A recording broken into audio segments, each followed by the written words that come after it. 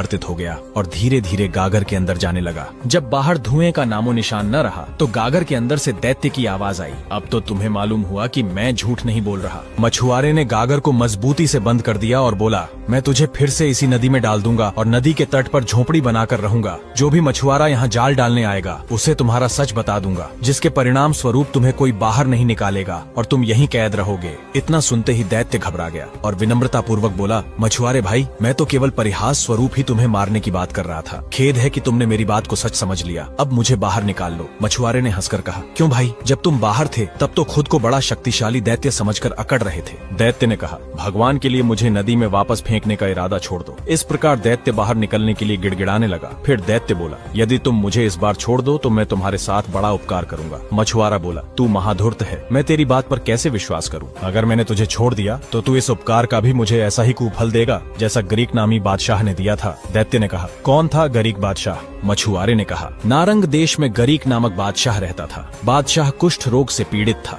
जिसके कारण वह बड़े कष्ट में रहता था। राज्य के वैद्य हकीमों ने भांति भांति से उनका रोग दूर करने के उपाय किए, परंतु दुर्भाग्यवश बादशाह के स्वास्थ्य में कुछ लाभ न हुआ। संयोगवश उस नगर में एक रहस्यमयी वैद्य का आगमन हुआ। वह चिकित्सा शास्त्र में अद्वितीय था। जड़ी बूटियों की पहचान उससे अधिक किसी को भी न थी। जब उसे मालूम हुआ कि यहाँ के राजा को ऐसा भयंकर कुष्ठ रोग है तो वह राजा के महल में जा पहुंचा और उनसे भेंट करने के लिए प्रार्थना करने लगा। बादशाह ने अनुमति दे दी तो वह उसके सामने पहुंचा। वैद्य ने राजा को प्रणाम करके कहा, मैंने सुना है कि नगर के सभी हकीम आपका इलाज कर चुके और कोई लाभ न हुआ। यदि आप आज्ञा दे तो मैं दवा दिए बगैर ही आपका रोग दूर कर सकता हूँ। बादशाह ने कहा, मैं दवाओं से ऊब चुका हूँ। अगर तुम बगैर दवा के मुझे स्वस्थ कर दो तो मैं तुम्हें बहुत पारितोषिक दूंगा। वैद्य ने कहा, भगवान की दया से मैं आपको बगैर दवा के ठीक कर दूंगा। मैं कल से ही चिकित्सा आरंभ कर रहा हूँ। वैद्य अपने निवास स्थान पर पहुंचा और वहाँ पर उसने चमत्कारी जड़ी बूटियों के माध्यम से औषधि का निर्माण किया। वह उस औषधि को लेकर बादशाह के पास पहुंचा और बोला, महाराज, मैं इन औषधियों को आपके शयन स्थान के पास रख रहा हूँ। रात को सोते समय इनकी महक आपके शरीर में प्रविष्ट करेगी और अगले दिन आपके समस्त रोग दूर हो जाएंगे। बादशाह को उसकी बात पर विश्वास न हुआ, परंतु दूसरे दिन जब बादशाह उठा तो उसने अपने शरीर को ऐसा निरोग पाया जैसे उसे कभी कुष्ठ रोग हुआ ही नहीं था। बादशाह को इस चमत्कारिक चिकित्सा से बड़ा आश्चर्य हुआ।